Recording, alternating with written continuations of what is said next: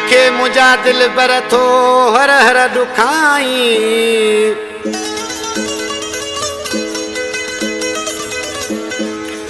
मुखे मुझा दिल बर थो हर हर दुखाई छो थो तड़पाई मुख्तियार ही को सोचवे मुझे जानी बा हाजी मुख्तियार खोसो उन्हें डोर बुधायसी ये कलामा बा मीर खान गाई चो कलाम ला फरमाशा सलाम खोसो जुल्फकार खोसो मीर खोसो अली मोहम्मद बरामानी शायर जुल्फकार लाड़ जिदा खां आशिक माउंट सी चे तो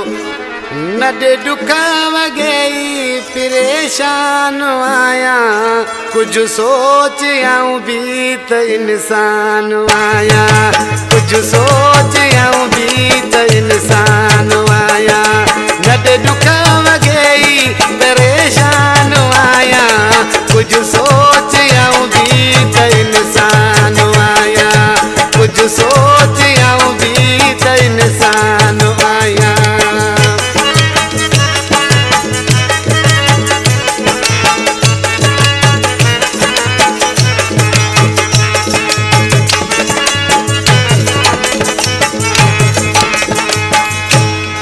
एक सोचू तुझू ब्या दुनिया जा मसला एक सोचू तुझू ब्या दुनिया जा मसला मना थो मोहब्बत में नादान आया कुछ सोच आऊं भी त इंसान आया कुछ सोच आऊं भी त इंसान आया नडे दुख वगई परेशान आया कुछ सोच आऊं भी त इंसान आया कुछ सोच आऊं भी त इंसान आया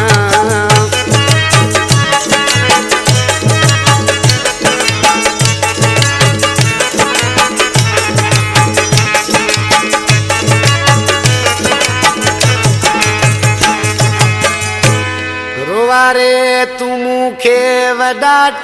कदी थो रोवारे तू मुखे वडाट कदी थो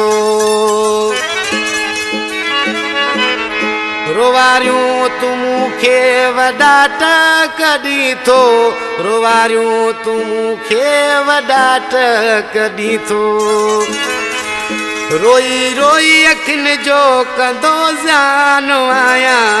कुछ सोच आऊं भी त इंसान आया कुछ सोच आऊं भी त इंसान आया नडे दुख वगई परेशान आया कुछ सोच आऊं भी त इंसान आया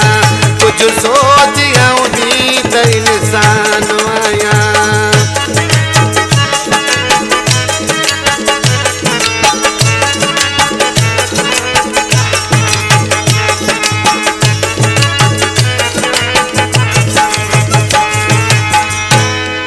गाईचा प्यार मुखे दिनी एडो छो थे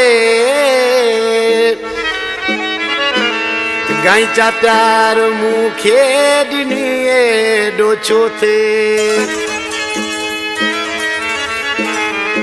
गाईचा प्यार मुखे दिनी एडो छो थे गाईचा प्यार मुखे दिनी एडो छो थे वही त सागो मीर खान आया कुछ सोच आऊं भी त इंसान आया